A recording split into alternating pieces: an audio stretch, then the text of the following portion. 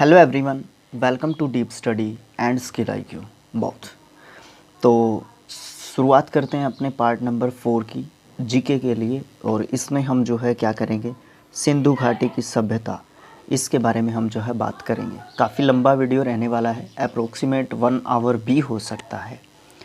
तो सबसे पहले C14 यानी कि रेडियो कार्बन C14 जैसी आजकल की जो नवीन पद्धति की जो धातुएं हैं या जो चीज़ें हैं, उनको जो है यूज़ किया गया था उस समय की जो ये सिंधु घाटी की सभ्यता थी उसमें। ठीक है, अब इसके लिए टाइम पीरियड के लिए अलग अलग विद्वानों का अलग अलग जो है मानना है। और इसके लिए जो अपने लुसेंट का मानना है वो है 2400 ईसा पूर्व से 1700 ईसा पूर्व तक इसकी जो तिथि है वो जो है डिसाइड की गई है कि ये सभ्यता जो है 2400 ईसा पूर्व से 1700 ईसा पूर्व तक अस्तित्व में थी। अलग अलग जो है विद्वानों का अलग अलग मानना है। जैसे कि एक व्हीलर नाम के जो है एक विद्वान थे, उनका मानना था कि 2500 से 1250 नहीं है, 2500 से 1500 ईसा पूर्व तक थी ये सभ्यता। फिर एक वुली नाम के जो है विद्वान हैं, उनका मानना था कि 2800 ईसा पूर्व से जो है 1500 ईसा पूर्व तक ये सभ्यता विद्यमान या एग्जिस्टेंस में रही थी। अल्विन नाम के एक विद्वान हैं, उनका मानना है कि 2150 से लेके 1750 तक यह सभ्यता जो है अस्तित्व में थी। तो अलग अलग जो विद्वान हैं उनका मानना अलग अलग है इस सभ्यता के विकास और इन सब चीज़ों से संबंधित। ठीक है, इसके उद्भव के बारे में अब बात करते हैं। इसकी जो सिंधु सभ्यता की जो खोज की थी वो राय बहादुर जो है दयाराम साहनी ने की थी। वैसे सीधा इनको दयाराम साहनी जो है बोलते हैं। और 1921 में जो है इसकी शुरुआत की गई थी। और सर जॉन मार्शल यानी कि जॉन मार्शल नाम के पर्सन थे, इनके मार्गदर्शन में दयाराम साहनी ने जो है क्या किया था, हड़प्पा सभ्यता की खोज की थी। एक तरीके से उनके बारे में जानने की कोशिश की थी। ठीक है, उसके बाद क्या है, सिंधु सभ्यता जो है उसको प्राक ऐतिहासिक यानी कि प्रोटो हिस्ट्रिक या फिर कांस्य यानी कि ब्रोंज जो एज है ये कहा जाता है, या ब्रोंज जो कांस्य युग है उस युग में जो है इस सभ्यता को गिना जाता है।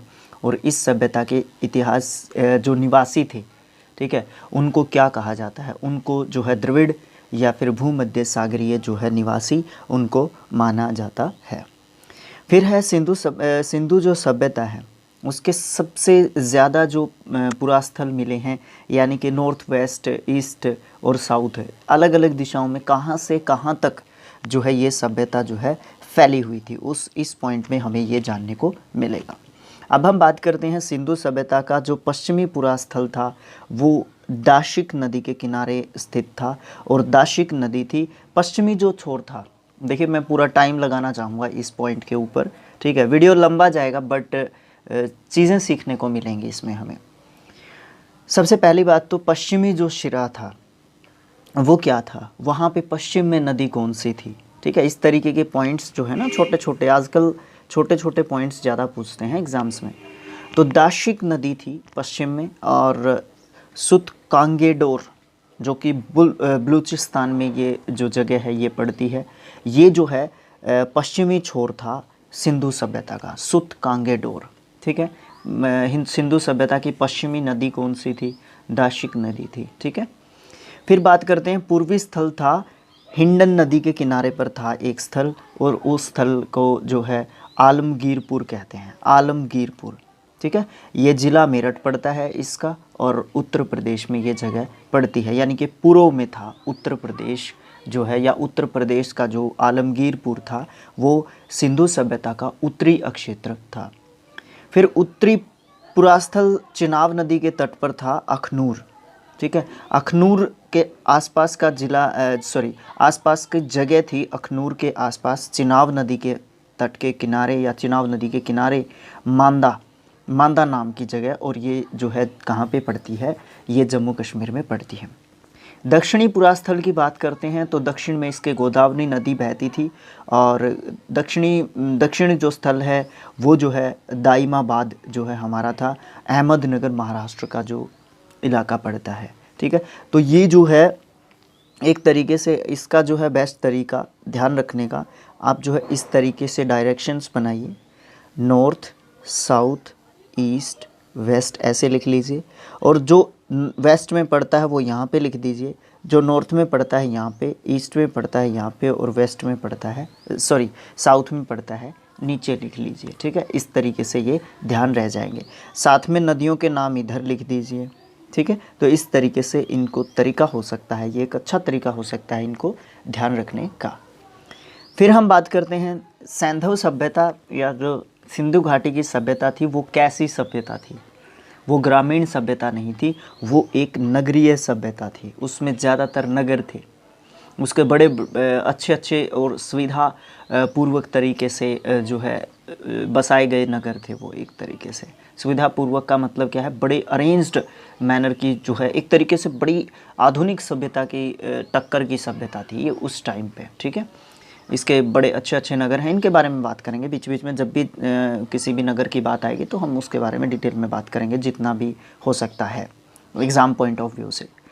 तो नगरीय सभ्यता थी, और जो सैंधव सभ्यता थी वहाँ से परिपक्व अवस्था वाले 6 स्थल या 6 बड़े बड़े नगर जो है वो मिले हैं, जिसमें मेन तो मोहनजोदड़ो कह सकते हैं आप, बड़ा अच्छा नगर था, व्यवस्थित जो है नगर था, और बड़े नगरों में से एक जो है ये नगर था। ठीक है, हड़प्पा बड़ा अच्छा नगर था, ये भी बड़े ज़बरदस्त तरीके से इसको बसाया गया था। गणवारी वाला एक जगह थी, धोलावीरा राखीगढ़ी जो है जगह थी। ठीक है, धोलावीरा अलग है, राखीगढ़ी अलग है।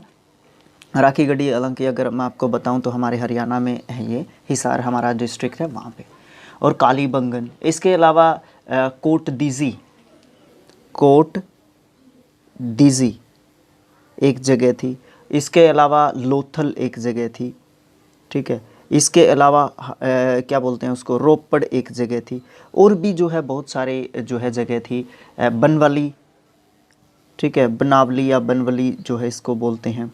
ठीक है, ये भी एक जगह थी जो कि सिंधु सभ्यता की ये जो है फेमस नगर या जगह थी एक तरीके से। फिर हम बात करते हैं स्वतंत्रता प्राप्ति के बाद जो है हड़प्पा संस्कृति के सबसे ज़्यादा जो स्थान मिलते हैं वो किस राज्य में पाए जाते हैं। यानी कि हड़प्पा संस्कृति के जो सबसे ज़्यादा स्थान जो है या सबसे ज़्यादा जो सभ्यता किस राज्य में, इस समय के किस राज्य में जो है बसी हुई थी। उस समय की सिंधु सभ्यता गुजरात में बसी हुई थी। लोथल और सुतकोदा सिंधु सभ्यता के प्रमुख बंदरगाहों में से थे। ठीक है, यहाँ से ये एक तरीके से हड़प्पा को तो व्यापारिक नगर की संज्ञा भी जो है दी गई है। ठीक है, फिर है जुते हुए खेत और नक्काशीदार ईंटों का प्रयोग जो है किया जाता था, और एक नगर था कालीबंगन। कालीबंगन का मतलब होता है काली चूड़ियों के लिए फेमस था।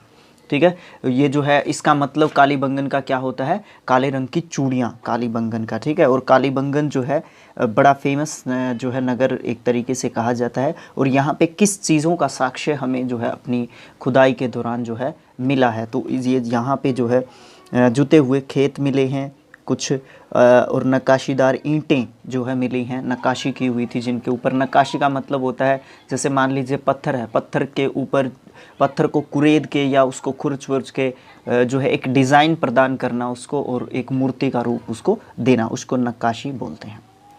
मोहनजोदड़ो से प्राप्त हुआ था स्नानागार। भाई ये बड़ा ज़बरदस्त जो है स्नानागार था, इसकी जो है आगे डायमेंशंस भी दी हुई हैं। ठीक है, उसके बारे में आगे बात करेंगे। यहाँ पे एक स्नानागार मिला था मोहनजोदड़ो में, और ये सैंधव जो सभ्यता थी उसके सबसे बड़ी इमारत के रूप में हम इसको जो है जानते हैं। फिर सिंधु काल में जो है विदेशी व्यापार, कहाँ से कौन सी वस्तु को आयात किया जाता था। तांबा को खेतड़ी, बलूचिस्तान और ओमान से ये लोग आयात करते थे। चांदी को अफ़गानिस्तान और ईरान से आयात करते थे। सोने को कर्नाटक, अफ़गानिस्तान, ईरान से आयात करते थे। कर्नाटक में कौन सी जगह है जहाँ से ये लोग जो है क्या करते थे, सोने का आयात करते थे। मुझे कमेंट बॉक्स में लिख के बताइए, वैसे ये आगे आ भी जाएगा, बट आप अगर, क्योंकि आपने पढ़ा होगा इसके बारे में ज़रूर से, अगर नहीं भी पढ़ा है तो कमेंट बॉक्स में कोई ना कोई तो लिखेगा ही, हम उस कमेंट को जो है पिन कर देंगे, ठीक है। तो कर्नाटक में कौन सी जगह थी जहाँ से सोना आयात करते थे, ठीक है। टिन अफ़गानिस्तान और ईरान से आयात किया जाता था। गोमेद सौराष्ट्र से आयात किया जाता था। लाजवर्थ ये जो है नीले रंग का एक पत्थर होता था और बड़ा सुंदर पत्थर होता था ये, और ये जो है साजो सजावट या इस तरीके की चीज़ों के लिए मूल्यवान एक तरीके से पत्थर होता था लाजवर्थ, और ये यूज़ किया जाता था। और मेसोपोटामिया से ये जो है आयात किया जाता था। सीसा जो है ईरान से ये लोग आयात करते थे। बात करते हैं मोहनजोदड़ो से जो है वृद्ध स्नानागार मिला है, जो कि मैंने ऊपर बात की थी हम लोगों ने अभी थोड़ी देर पहले। वो एक प्रमुख स्मारक जो है इस सभ्यता की मानी गई, और जिसके बीच में एक स्नानागार था, एक कुंड था, स्नान कुंड था, जो 11.88 मीटर लंबा था, 7.01 मीटर चौड़ा था और 2.43 मीटर गहरा जो है एक स्नानागार जो है वहाँ पे था, ठीक है। लोथल और कालीबंगन से जो है अग्निकुंड प्राप्त हुए हैं, जिनसे ये पता चलता है कि ये जो है बड़े इनकी जो धार्मिक जो लाइफ थी, धार्मिक जो इनका जीवन था, यानी कि ये धर्म कर्म इन सब चीज़ों में जो है बड़ा विश्वास रखते थे। अग्निकुंडों का से पता चलता है कि उस समय पर यज्ञ वगैरह का भी जो है इस तरीके की जो है हमें खुदाई के दौरान या जांच पड़ताल के दौरान जो है हमें ये चीज़ें भी देखने को मिली हैं। मोहनजोदड़ो से प्राप्त एक शील पर 3 मुख वाले देवता का जो है चित्र मिला है या मूर्ति मिली है एक्चुअली। और वो जो 3 मुख वाले देवता हैं उनको पशुपतिनाथ जो है देवता कहा जाता था उस समय पर। और उनके चारों ओर कौन कौन से जो है जानवरों की जो है मूर्तियाँ मिली हैं, या कौन कौन से जानवर जो हैं उस मूर्ति में विद्यमान हैं। पशुपतिनाथ जो की देवता की जो मूर्ति मिली है उसमें हाथी, गैंडा, चीता और भैंसा जो है 4 जो है जानवरों की मूर्ति मिली है। देखिए ये मूर्ति कहाँ से मिली है, मोहनजोदड़ो से मिली है। 3 मुख वाले ये देवता हैं। सबसे पहली बात ये देवता हैं, एक जो है भगवान हैं, और इनका नाम क्या है, पशुपतिनाथ है, ठीक है। इस मूर्ति में कौन कौन से जो है एनिमल्स की जो है एक तरीके से फ़ोटो मिलती है, हाथी, गैंडा, चीता और भैंसे की, ठीक है। किसी भी तरीके से घुमा फिरा के पूछा जा सकता है। मोहनजोदड़ो से एक नर्तकी की भी मूर्ति मिली है, जो कि कांस्य की मूर्ति मिली है, और उसको नृत्य अवस्था में ही वो जो है एक तरीके से मिली है। हड़प्पा काल की जो मोहरें होती थी उसमें जो है एक श्रृंगी पशु होता है, एक श्रृंगी, उसके भी जो है एक मूर्ति मिली है, ठीक है। उसका भी जो है जो मुद्रा है ना, मुद्रा, या फिर आप ये कह सकते हैं कि मोहर जो है, ठीक है, या सिक्का कह लीजिए, है कि हड़प्पा से है ना सिक्का मिला था एक, जिसमें एक श्रृंगी पशु जो है उस मुद्रा के ऊपर जो है छपा हुआ था, बना हुआ था। मनके बनाने के कारखाने मिलते हैं कहाँ कहाँ पे, लोथल और चहुंदड़ो में मिलते हैं। चहुंदड़ो भी बड़ा अच्छा नगर है इनका, इस सभ्यता का, ठीक है, बड़ा अच्छा स्थान रखता है। अब बात करते हैं इसकी लिपि की। देखिए सबसे पहले अगर बात करें इन शॉर्ट, अगर मैं आपको बताऊं कि जो हड़प्पा काल की जो लिपि है ना, उसको है ना पढ़ा नहीं जा चुका है, ठीक है, उसको बिल्कुल भी पढ़ा नहीं जा चुका है। और क्या हुआ, वो जो लिपि है वो पढ़ी नहीं गई है, इसकी भाषा को पढ़ा नहीं गया है। इसकी विशेषता के बारे में बात करते हैं। ये भाव चित्रात्मक विशेषता वाली इस काल की जो है लिपि रही है, और ये लिपि जो है दाईं ओर से बाईं ओर लिखी जाती थी, यानी कि इधर से इधर चलती थी। जब किसी अभिलेख में एक से ज़्यादा पंक्तियों का यूज़ किया जाता था तो ये बाईं ओर से दाईं ओर और दाईं ओर से बाईं ओर ऐसे जो है ये चलती थी। इस तरफ से उस तरफ गई, फिर उस तरफ से इस तरफ गई, फिर उस तरफ से इस तरफ गई। इस तरीके से इस लिपि को लिखा जाता था। फिर बात करते हैं जो सिंधु सभ्यता के जो लोग थे, उन्होंने नगरों या घरों के विन्यास के लिए जो है ग्रिड पद्धति अपनाई थी। यानी कि जो गलियां होती थी ना, वो 90 डिग्री के एंगल पे जो है एक दूसरे को काटती थी। इस चीज़ को हम ग्रिड पद्धति बोलते हैं। यानी कि देखिए कितनी सुनियोजित जो व्यवस्था है वो होती है, ठीक है। और ये भी कहा जाता है कि जो सिंधु सभ्यता है ना, वो त्रिभुज के आकार की जो है एक सभ्यता जो है मानी गई है। यानी कि उसका जो आकार है ना, वो त्रिभुज या इनके ट्रायंगल जो है, एक तरीके से वो सभ्यता ट्रायंगुलर सभ्यता थी। फिर हम बात करते हैं घरों के दरवाजे और खिड़कियों से संबंधित चीज़ें दी गई हैं, जिनके जो घरों के दरवाजे और खिड़कियां बिल्कुल गलियों में नहीं होती थी, मेन गलियों में नहीं होती थी, और जो दरवाजे होते थे वो मेन गली में नहीं खुलते थे, ठीक है, वो जो है छोटी गली में ही खुलते थे, ठीक है। केवल लोथल जो नगर है ना, उसके दरवाजे जो है मुख्य सड़क या मुख्य मेन जो गली होती थी उसके वहाँ पे खुलते थे, ठीक है। और एक ध्यान आ रहा है मुझे, लोथल नाम की एक जगह है, ठीक है, लोथल नाम की जगह है, वहाँ से एक चित्रित मृत भांड एक बर्तन कह लीजिए होता है, और वो अंकित या चित्रित था, वो जो है लोथल से मिला है, ठीक है। चित्रित मृत भांड जो है कहाँ से मिला है, तो वो जो है हमारा लोथल से मिला है, ठीक है। ये कहते हैं, ऐसा मतलब पूछा जा सकता है कई बार, ऐसी चीज़ें कई बार ध्यान में आ जाता है पॉइंट्स, तो वहाँ पे बताना ज़रूरी हो जाता है। और कई बार ये सोचते हैं कि अगर लोथल की ही बात आएगी तब हम बताएंगे, तो वो ध्यान में नहीं रहता है, वहाँ से क्या पता कि किसी और पॉइंट की तरफ हम चले जाएं। तो इसलिए जहाँ पे जो चीज़ याद आ रही है वहीं पे उस चीज़ का डिस्कशन कर लेना चाहिए। सिंधु सभ्यता में जो है 2 प्रमुख फसलें थी, वहाँ से खेती के साक्ष्य हमें प्राप्त हुए हैं, क्योंकि जुते हुए खेत जो है हमें कालीबंगन से जो है उसके साक्ष्य हमें मिले हैं। बट उसकी जो है पहली फसल क्या थी, गेहूं थी, ठीक है। सबसे पहली फसल क्या थी, गेहूं थी, और दूसरी फसल जौ थी। बाकी सारी फसलों की बात जो है बाद में आती है, ठीक है। लेकिन खाने पीने के मामले में जब बात करें तो चावल को जो है वहाँ पे सबसे पहले जो है प्राथमिकता दी गई थी। चावल जो है उनकी खाद्य फसल थी। एंशियंट टाइम में चावल जो है खाद्य फसल थी, ठीक है। और इसकी जो है जानकारी हमें इससे जो क्या बोलते हैं अपने प्रागैतिहासिक काल से हमें इसकी बात का पता चलता है। लेकिन यहाँ पे हम प्रागैतिहासिक काल की बात नहीं कर रहे हैं, हम यहाँ पे सिंधु सभ्यता की बात करें। तो सिंधु सभ्यता की अगर फसल पूछी जाती है तो गेहूं और चना होगी। अगर प्रागैतिहासिक काल की बात की जाती है, गेहूं और चने के जौ के बारे में जानते ज़रूर थे, बट वो खाद्य फसल नहीं थी। खाद्य फसल सबसे पहले चावल थी। मिठास के लिए वो लोग शहद का प्रयोग करते थे, और जो मिट्टी से बने हल का साक्ष्य हमें बनावली या बनमाली लिखा हुआ है यहाँ पे, बनावली से जो है हमें मिला है। रंगपुर भी यहाँ की एक जगह थी।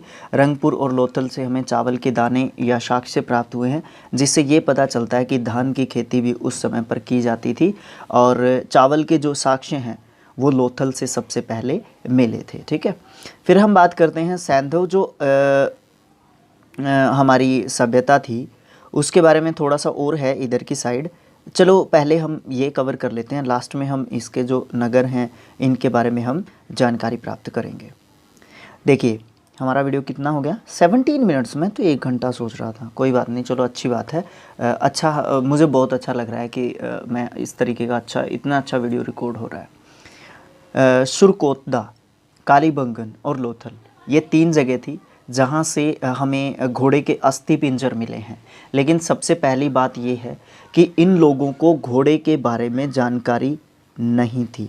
अगर सिंधु सभ्यता के बारे में बात की जाए ना, तो ये कहा जाता है कि इन लोगों को घोड़े के बारे में कोई जानकारी नहीं थी। लेकिन ये 3 जगह हैं, सुरकोतदा, कालीबंगन और लोथल, इन जगह से घोड़े के अस्थि पिंजर मिले हैं। तो इसका मतलब उस समय पर घोड़े का चल प्रचलन भी था, लेकिन उनको जानकारी नहीं थी, ऐसा कहा जाता है। तोल की इकाई संभवतः 16 के अनुपात में चलती थी, और ये जो अनुपात होता था ये कुछ ध्यान में नहीं आ रहा है मुझे, 16, 64 कुछ इस तरीके का अनुपात जो है उस समय पर जो है अपनाया जाता था, ठीक है। तो ये माप तोल की जो है इस तरीके की होती थी। अगर मुझे ध्यान में आ रहा है तो 16, 64, 160 कुछ इस तरीके से जो है माप तोल का सिस्टम जो है उस समय पर चलता था, ठीक है।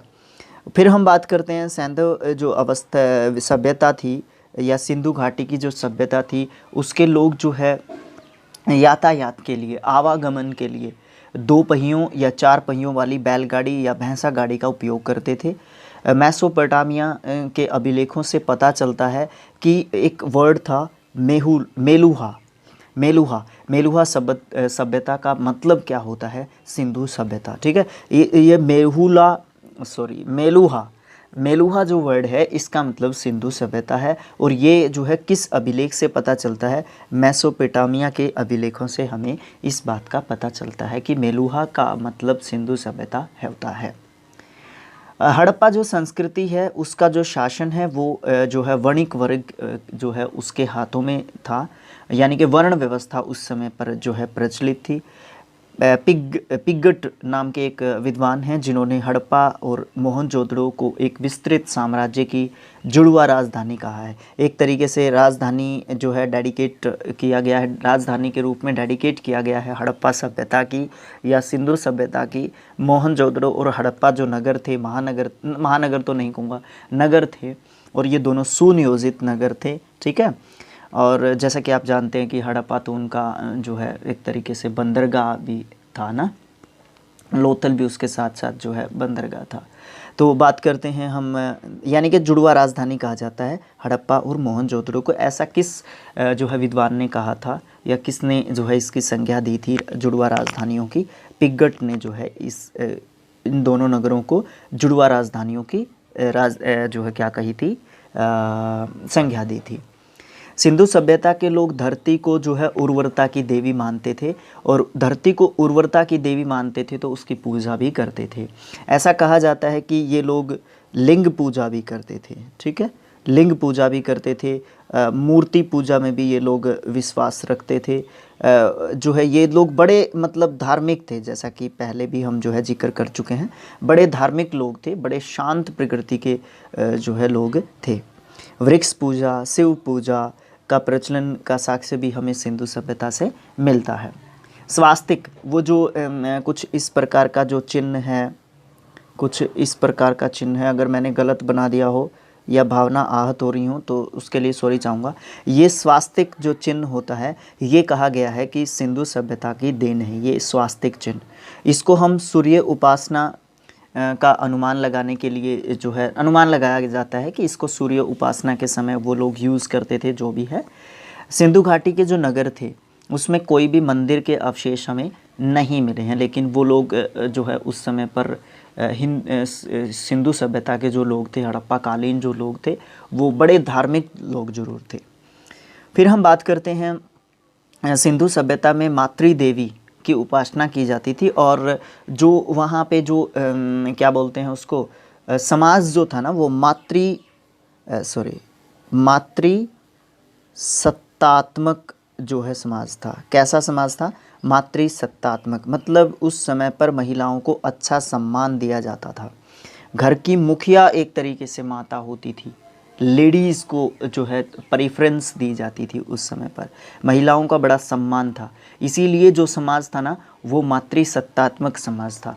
आजकल कैसा समाज है? आजकल पितृ सत्तात्मक जो है समाज है। ठीक है, हम पुरुष प्रधान समाज में हम जी रहे हैं।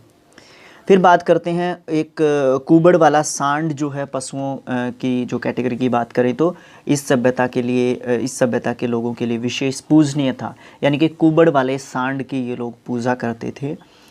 स्त्री मृण मूर्तियाँ यानी कि मिट्टी की मूर्तियाँ मिलती हैं, जिससे हमें ये पता चलता है कि वो लोग जो है मातृ सत्तात्मक जो है पद्धति में विश्वास रखते थे, यानी कि परिवार की मुखिया एक महिला होती थी। सैंधववासी ऊन और सूती वस्त्रों का प्रयोग करते थे। मनोरंजन के लिए वो लोग क्या क्या करते थे? ठीक है, मनोरंजन के लिए वो लोग क्या क्या करते थे? तो मनोरंजन के लिए वो लोग जो है क्या क्या करते थे? मनोरंजन उनका किस चीज़ में छुपा हुआ था? वो लोग मनोरंजन के लिए मछली पकड़ते थे, शिकार करते थे, पशु पक्षियों को आपस में लड़ाते थे, जो कि हमारे तमिलनाडु के क्षेत्र के अंदर हमने देखा है कि वहाँ पे मुर्गों की जो है लड़ाइयाँ होती है, वहाँ पे भैंसों के साथ जो है कुछ इस तरीके का जलीकट्टू, पता नहीं इस तरीके का कुछ खेल है, वो पट्टू कट्टू क्या नाम है उसका, उस खेल को खेला जाता है। चौपड़ खेलते थे, पासा खेलते थे, और विभिन्न प्रकार के मनोरंजनों से जो है वो विभिन्न प्रकार के खेल कूद और मनोरंजन जो है के साधन वो अपनाते थे। फिर बात करते हैं वहाँ पे के जो लोग थे वो काले रंग के डिज़ाइन किए हुए लाल मिट्टी के बर्तन बनाते थे। उस समय के लोग जो है तलवार से परिचित नहीं थे, घोड़े से परिचित नहीं थे, लोहे से परिचित नहीं थे, और किस चीज़ से परिचित नहीं थे, जितना भी मुझे ध्यान में आ रहा है इन 3-4 चीज़ों का जो है ख़ास जिक्र किया जाता है। किसी भी पब्लिकेशन की बुक में आप देख लीजिए, ख़ास जिक्र किया जाता है इन चीज़ों का। कालीबंगन जो है एकमात्र हड़प्पा कालीन स्थल था जिसका निचला शहर यानी कि निचला, उपरला और मध्य, ये 3 प्रकार की जो है वहाँ पे बस्तियाँ वर्ण के हिसाब से या वर्ग के हिसाब से बसी हुई थी। वो जो है किले से घिरा हुआ था, ठीक है, वो किले से घिरा हुआ था शहर, वो एकमात्र शहर था कालीबंगन, ठीक है। और कालीबंगन का मतलब काली चूड़ियाँ होता है, ठीक है। और यहाँ से जो है पूर्व हड़प्पा स्तरों के खेत जोते जाने और अग्नि पूजा प्रथा के भी प्रमाण जो है मिले हैं हमें। और अग्नि पूजा के जो प्रमाण हैं हमें वो कहाँ से मिले हैं, वो हमें कालीबंगन से मिले हैं। यहाँ से अलंकृत ईंटें मिली हैं, यहाँ से अग्निकुंड प्राप्त हुआ है। तो कहाँ से, किस शहर से क्या मिला है, जुते हुए खेत मिले हैं, तो कौन कौन सी चीज़ें हमें जो है यहाँ पे। एक और चीज़ है, यहाँ पे अभाव किस चीज़ का था, जो नालियाँ थी ना, नालियाँ जो सीवरेज थी, ठीक है, उनकी जो है व्यवस्था अच्छी नहीं थी। पूरी हड़प्पाकालीन सभ्यता में जो नालियाँ है, ये कहा जाता है कि जो सीवेज है ना उसको ढका हुआ था। देखिए आजकल खुली छोड़ते हैं, उस समय पर ढके हुए थे। देखिए कितने एडवांस लोग थे उस समय की सभ्यता के, है ना। आजकल इंटरनेट का ज़माना है, नया युग है, आधुनिक समय चल रहा है, मशीनी मैकेनिकल एज जो है चल रही है, 21st जो है सेंचुरी में हम लोग जी रहे हैं। और उस समय पे देखिए कितने लोग, मतलब वो, अब आप इसको जागरूक कहेंगे कि क्या कहेंगे, आप आइडिया लगा सकते हैं इस बात का। उस समय पर कुछ कुरीतियाँ भी थी, 2-3 पर्दा प्रथा भी थी, वेश्यावृत्ति भी जो है उस समय पर प्रचलित थी। शवों को जलाने और गाड़ने, दोनों प्रकार की जो प्रथाएं हैं उस समय पर प्रचलित थी। और मतलब दफनाया भी जाता था और जलाया भी जाता था, दोनों प्रकार की चीज़ें मिलती थी। इसका हमें लोथल और कालीबंगा में जो है हमें देखने को मिली हैं, समाधियाँ भी मिली हैं, ठीक है, इस तरीके की चीज़ें भी हमें देखने को मिली हैं। सैंधव सभ्यता का अंत कैसे हुआ था, देखिए इसके बारे में अलग अलग लोगों के अलग अलग जो है विचार हैं कि उसका जो है अंत किस प्रकार से हुआ था।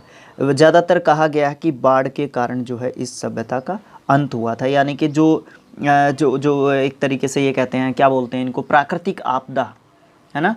प्राकृतिक आपदाओं के कारण जो है सिंधु सभ्यता का अंत हुआ था।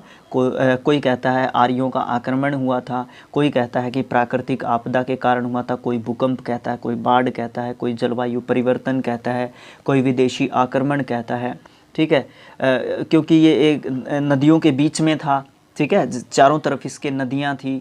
सिंधु नदी के किनारे, बिल्कुल किनारे ये सभ्यता थी। तो जो सिंधु नदी है उसकी जो है नदी, अस्थिर नदी तंत्र के कारण भी जो है इसका अंत जो है माना जाता है। तो अलग अलग जो वैज्ञानिक या वैज्ञानिक तो क्या कहूँगा, विद्वान, अलग अलग विद्वानों का अलग अलग मत है कि सिंधु सभ्यता का अंत जो है किस प्रकार से हुआ था।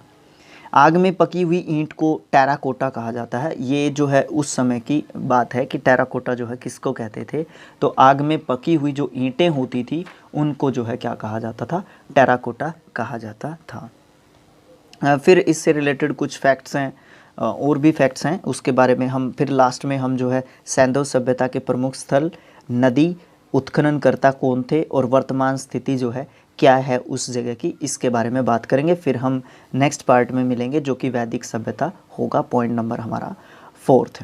तो इससे रिलेटेड जो है हम बात कर लेते हैं 1-2 चीज़ों की, और जो कुछ अगर रह गए हों तो।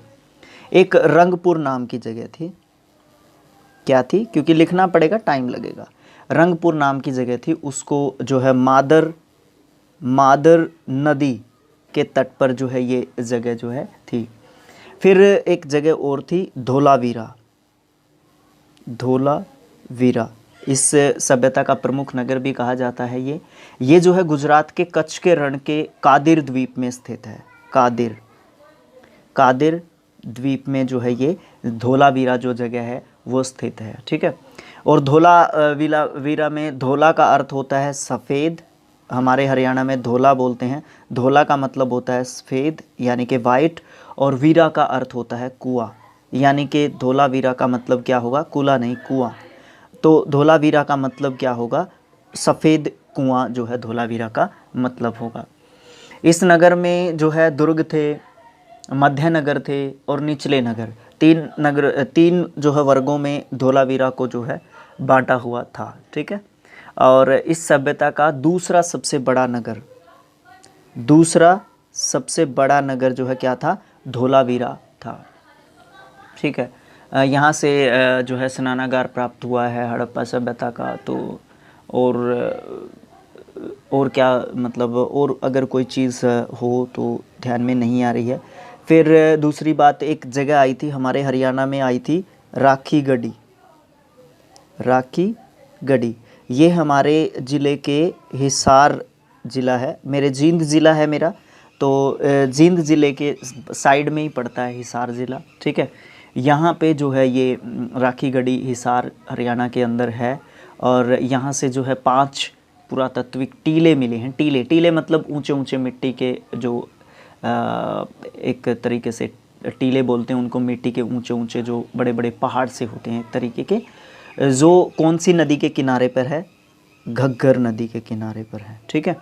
किस नदी के किनारे पर है राखी गढ़ी, घग्गर नदी के किनारे पर है। फिर बात करते हैं, उनको लोहे का ज्ञान नहीं था, उनको घोड़े का ज्ञान नहीं था, उनको तलवार का ज्ञान नहीं था, और ये लोग लिंग या मूर्ति पूजा भी करते थे। और क्या बात है इसके बारे में, और ये लोग जो है ज़्यादातर काला गुलाबी और लाल रंग का जो है प्रयोग करते थे। आप इसको सजावट या फिर बर्तन बनाना या किसी भी प्रकार से मान लीजिए आप इसको, गुलाबी, काला और लाल रंग का ये विशेष रूप से जो है प्रयोग करते थे। और उस समय पर दास प्रथा,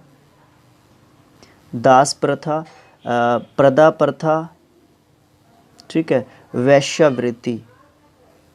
वैश्यावृत्ति, ठीक है, ये जो है कुछ कुप्रथाएं भी जो है उस समय पर समाज में फैली हुई थी। ये लोग मनोरंजन के कौन कौन से साधन अपनाते थे, उसमें आप एक और साधन जो है ऐड कर सकते हैं, वो है नृत्य, ठीक है। नृत्य कला में भी ये लोग एक तरीके से पारंगत एक तरीके से माने गए हैं।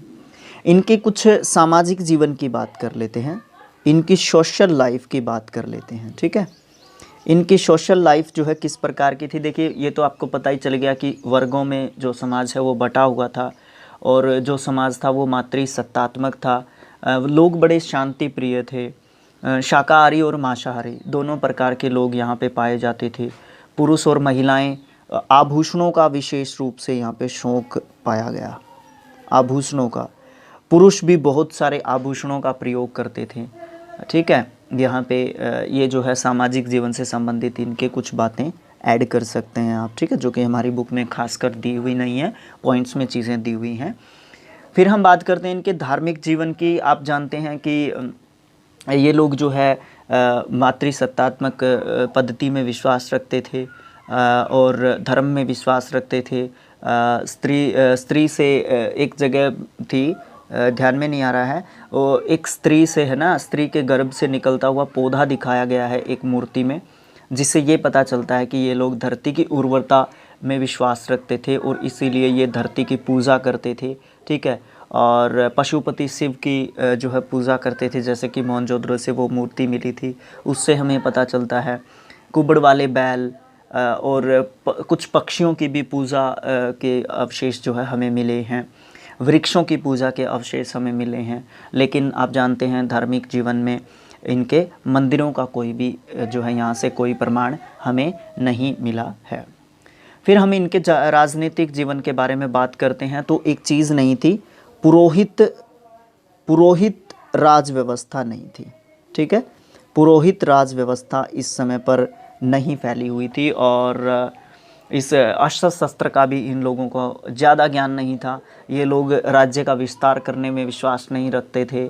ठीक है, ये सिर्फ व्यापार और वाणिज्य की तरफ ही ध्यान देते थे और जो इनका जो समाज था वो वाणिक वर्ग के हाथों में था, तो वो लोग जो है व्यापार तथा वाणिज्य को बढ़ाने में ही ज़्यादा विश्वास रखते थे, अस्त्र शस्त्र में विश्वास नहीं रखते थे, पुरोहित शासन व्यवस्था नहीं थी। ठीक है, इस तरीके का इनका राजनीतिक जीवन था। बात करते हैं आर्थिक जीवन की, तो ये कृषि और उद्योग और पशुपालन इन 3 चीज़ों में विश्वास रखते थे। इन लोगों का विश्वास जो मुख्य व्यवसाय था एक्चुअली वो ये था कि ये लोग पशुपालन, कृषि और उद्योग इन तीनों चीज़ों में विश्वास रखते थे। और जो हल है ना, हल वो जो है एक तरीके से मिट्टी के हल तो मिले हैं, बट हल का जो उपयोग है ना उससे अनभिज्ञ थे। लकड़ी के कुदाल मिले हैं जिनसे ये लोग खेती करते थे। और कालीबंगन में आपको पता है कि खेती के कुछ साक्ष्य मिले हैं, वहाँ से एक मिट्टी का हल भी मिला है, लेकिन हल से अनभिज्ञ यानी कि जानते नहीं थे हल के बारे में ये लोग, ऐसी चीज़ें मिली हैं। और ये लोग गेहूँ, चना, कपास, जौ इन सब चीज़ों का जो है चावल, इन सब चीज़ों की खेती करते थे, इन फसलों की खेती करते थे। कुल ये कहा गया कि 9 फसलों की ये लोग खेती करते थे और मुख्य फसलें मैंने आपको बताई।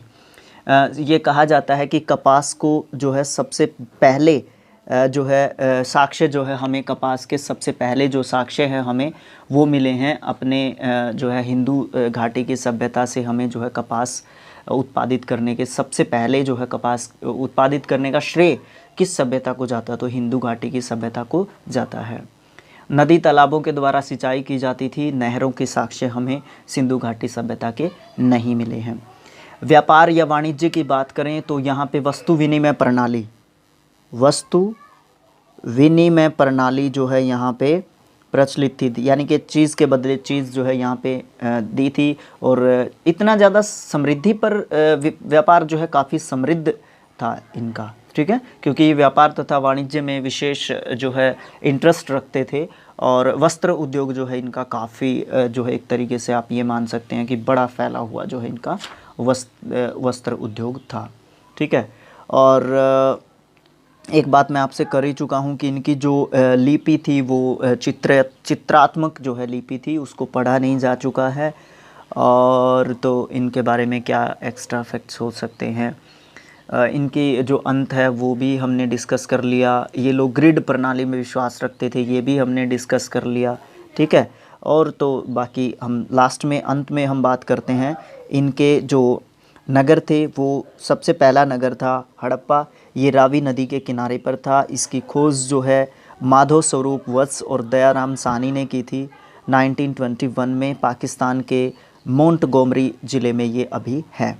मोहनजोदड़ो दूसरा नगर है, सिंधु नदी के किनारे है। राखल दास बनर्जी ने इसकी 1922 में खोज की थी और पाकिस्तान के सिंध प्रांत के लरकाना ज़िले में ये स्थित है। चहुंदड़ो सिंधु नदी के किनारे है। गोपाल मजूमदार इसके खोज करता है। 1931 में इसकी खोज हुई थी और सिंध प्रांत पाकिस्तान के अंदर ये अब अभी करंटली में प्रेजेंट है। कालीबंगन गंगर नदी के किनारे है। बीबी लाल और बी के थापर ने इसकी खोज की थी। 1953 में जो है खोज की गई थी। राजस्थान का हनुमानगढ़ ज़िला है जो उसके आसपास का क्षेत्र कालीबंगन कहलाता था। कोटदीजी सिंधु नदी के किनारे है। फाजल अहमद ने 1953 में इसकी खोज की थी। सिंध प्रांत का खैरपुर स्थान जो है इसके आसपास का क्षेत्र माना जाता है। रंगपुर मादर रंगनाथ राव ने की थी 1953-54 के दौरान। तो ये सब चीज़ें आपको PDF में अवेलेबल हो जाएंगी, आप इसको रीड करके देख सकते हैं। अगर कोई प्रॉब्लम आती है या कुछ एक्स्ट्रा फैक्ट्स जो है आपके पास हैं तो please write down in the comment box and review करें कि आपको ये वीडियो कैसा लगा और कमेंट बॉक्स में मुझे लिख के बताएं, मेरी हिम्मत बढ़ाएं, मेरा हौसला बढ़ाएं ताकि मैं और भी अच्छे तरीके से प्रिपेयर कर सकूं अपनी चीज़ों को। Thanks for watching, thank you so much. मिलेंगे नेक्स्ट वीडियो में। Thank you.